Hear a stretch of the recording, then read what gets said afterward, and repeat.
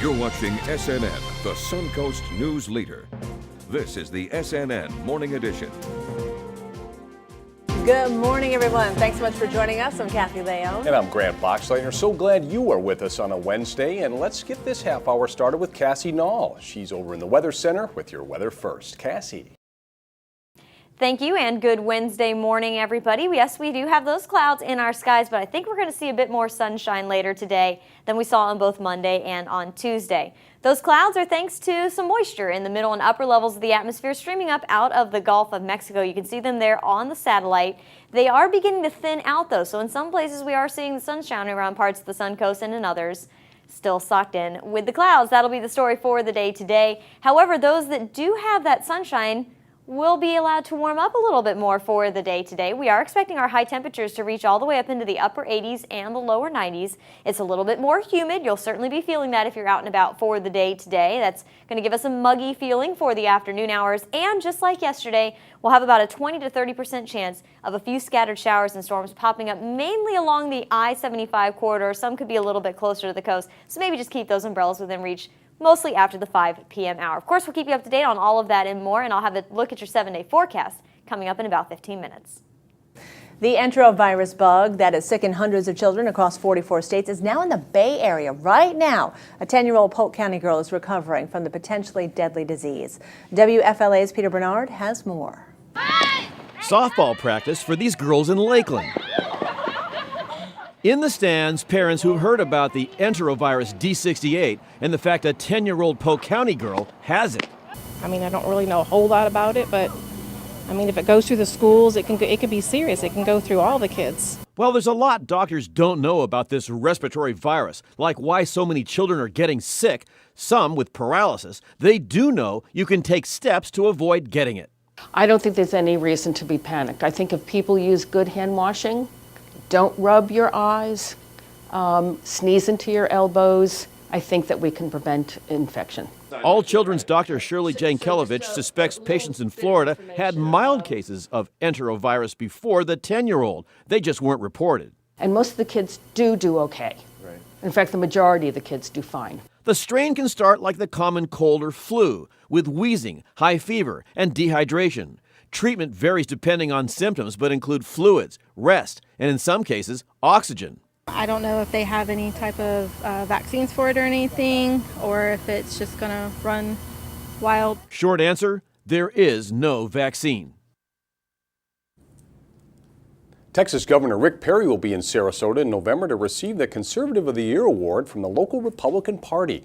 Perry has not ruled out running for president in 2016 and approves that Sarasota is a key stumping spot. Last year, Texas Senators Ted Cruz and former U.S. Rep. Allen West both visited Sarasota to accept awards. They too have been considered potential presidential contenders.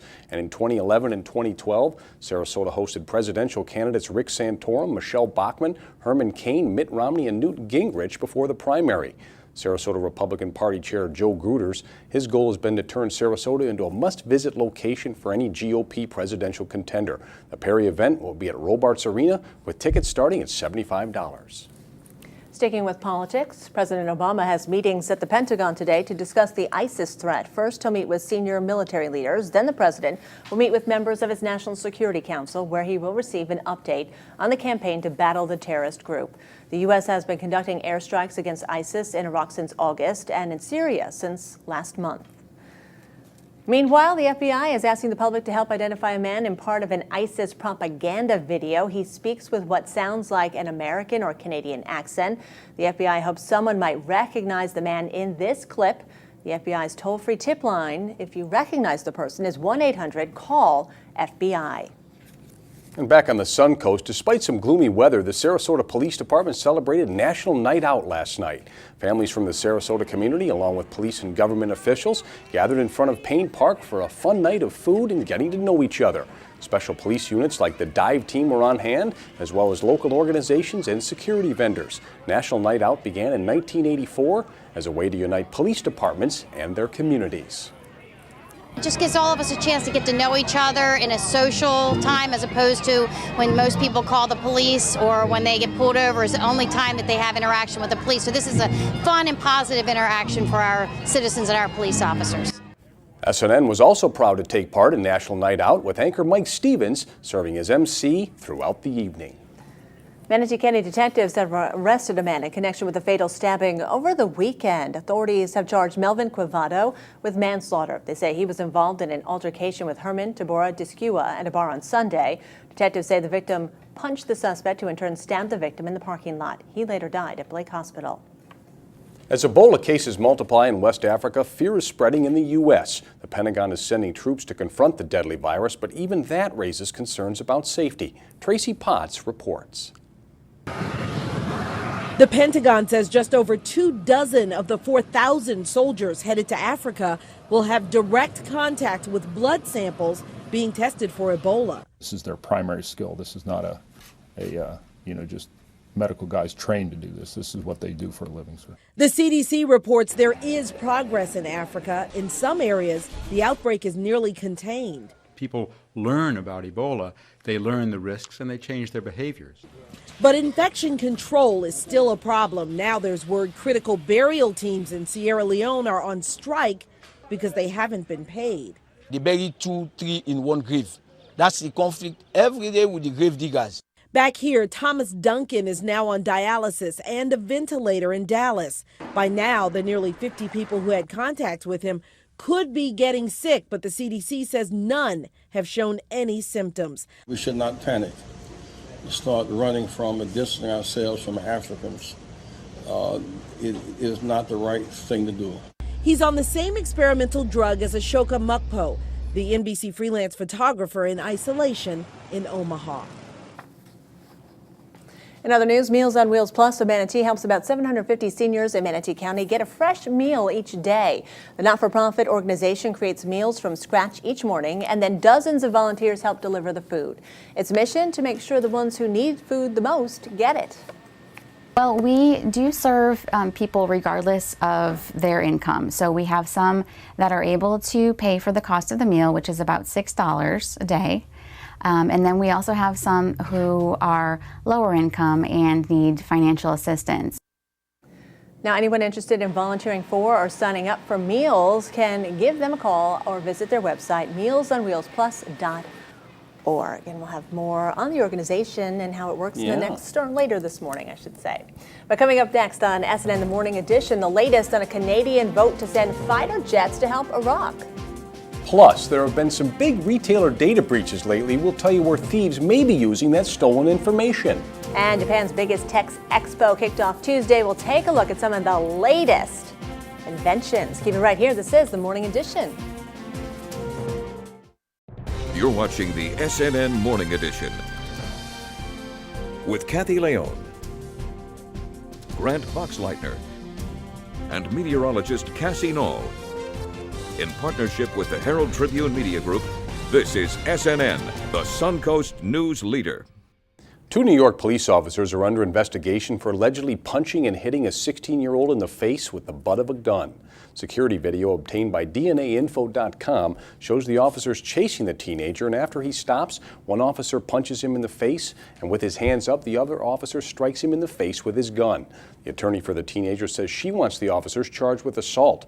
Because those officers have not been charged, their identities have not been released. One officer has been suspended without pay, and the other was placed on modified duty. The Brooklyn District Attorney calls the video troubling and says it warrants an investigation. The NYPD says the matter is under internal review. Michael Brown protesters and baseball fans clashed Monday night outside of Busch Stadium in St. Louis. The Cardinals were playing the Los Angeles Dodgers inside, but outside, demonstrators shouting justice for Mike Brown were taunted by some spectators yelling, "Let's go Darren," a reference to police officer Darren Wilson. Wilson shot the unarmed black teenager on August 9th in nearby Ferguson, Missouri. The clash remained nonviolent and no arrests were reported. Canadian lawmakers voted to authorize government plans to send fighter jets to Iraq to take place in airstrikes against ISIS. The motion by Canada's parliament has approved airstrikes against the radical militant group in Iraq for up to 6 months, but it states no Canadian ground troops can be used in combat operations. The mission includes up to 6 CF-18 fighter jets, a refueling tanker aircraft, 2 surveillance planes, and 1 airlift aircraft. Canada will also contribute some 600 air personnel for the mission. Cassie's back with us, Yes. and we missed you, so glad to have you back. It's good to be back. It was nice to have a little time off, but at the same time, it's good to be back to the same old routine. Good to be back. But same old routine. Are we going to see any good rain routine. today? Is rain in our routine? Because I was shocked by it yesterday. Yeah, there's about a 20 to 30% chance of the scattered showers and storms. Again, mainly late afternoon, early evening. They'll be very hit or miss. And in fact, I think we'll actually see more sunshine today than we did yesterday. We'll talk about your forecast in detail coming up after the break.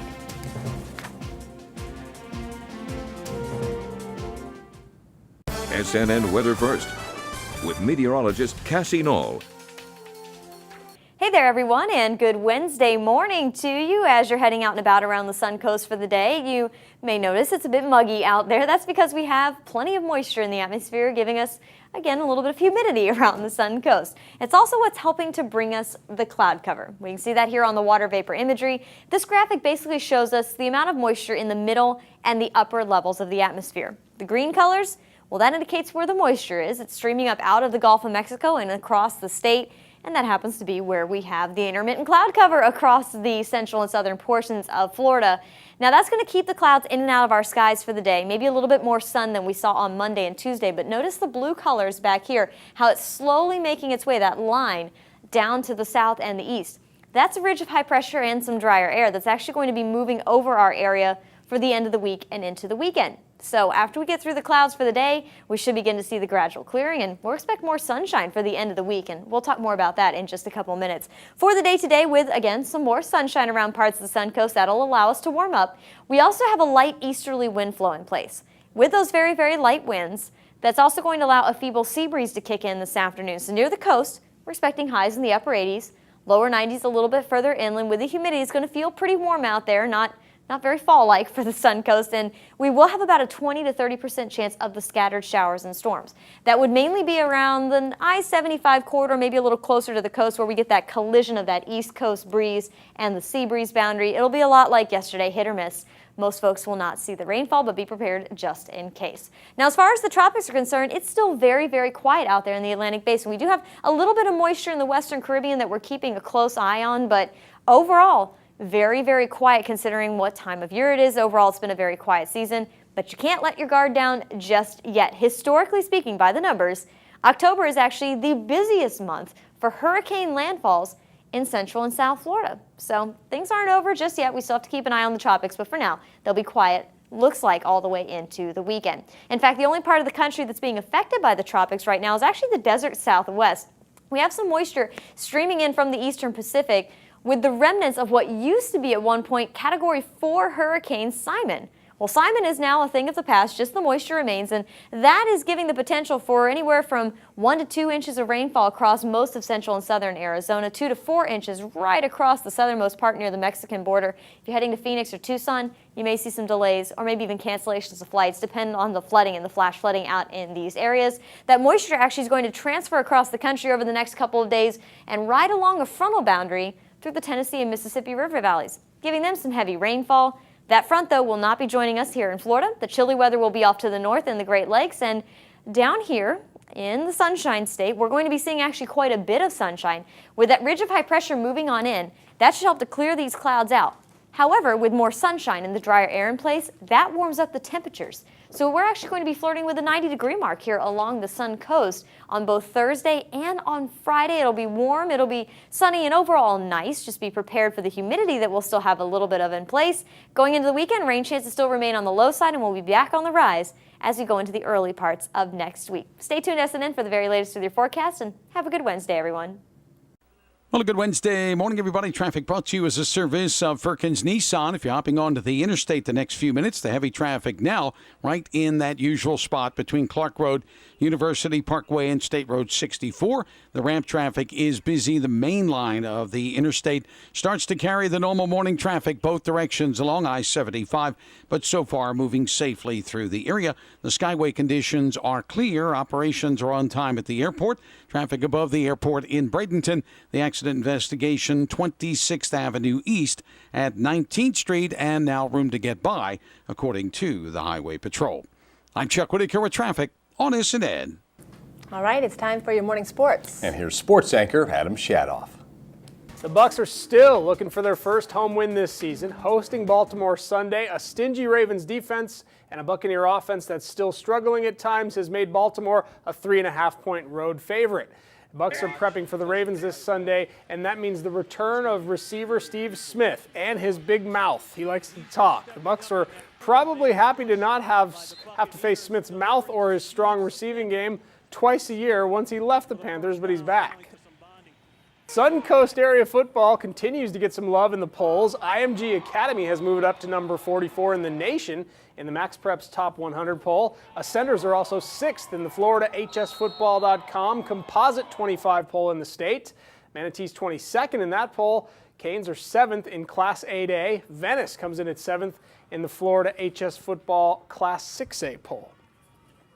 Well, timely hitting is the reason the Cardinals are moving on to their 4th straight NLCS. Game 4 of the NLDS Tuesday night, down 2-0 in the 7th for Matt Adams. That's the game-winning 3-run homer. Cardinals take it 3-2.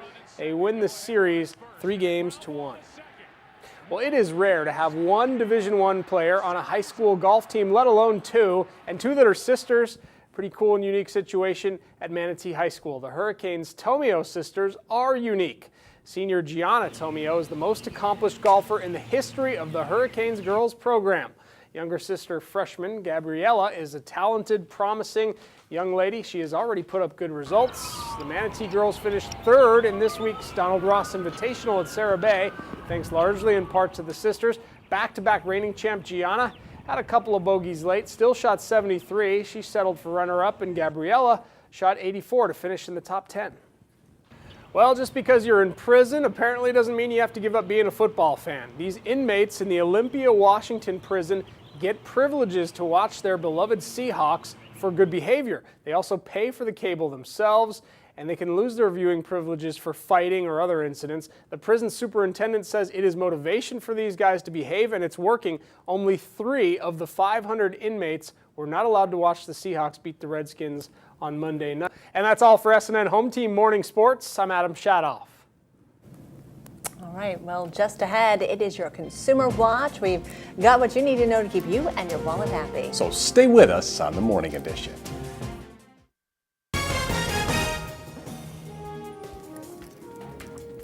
Several big businesses have recently fallen victim to data breaches. So where exactly are the thieves using that stolen information? Bob Hansen takes a look.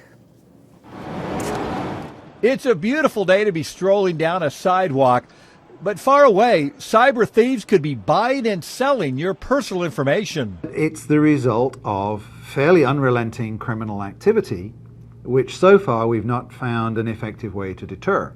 It's too easy for the bad guys to do this and get away with it right now. Senior security researcher Stephen Cobb with ESET says every day thieves take stolen financial information and sell it to the highest bidder. Information they may have taken from major stores and banks or smaller targets, but it's all the same.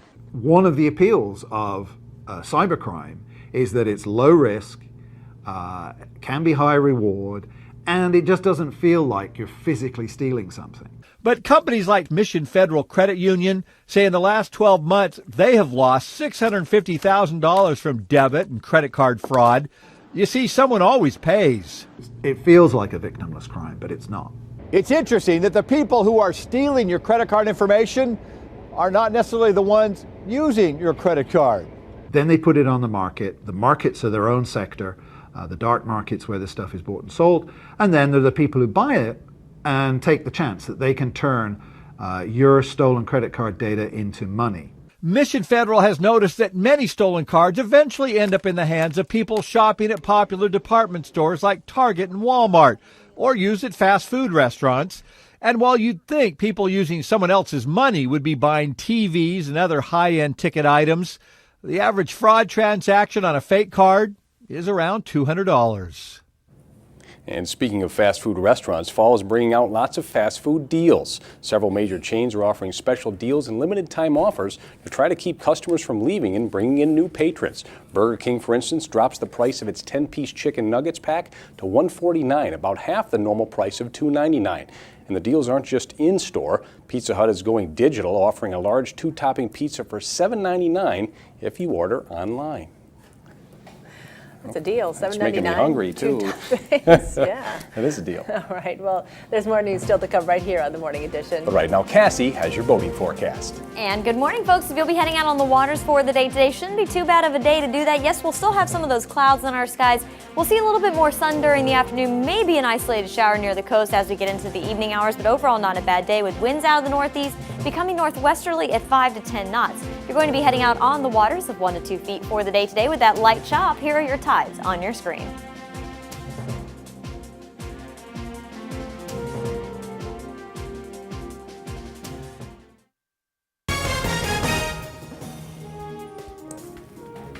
Well, finally, this half hour, Japan's biggest tech expo kicked off Tuesday as companies showed off their latest inventions, with one glaring absence among the exhibitors, Sony.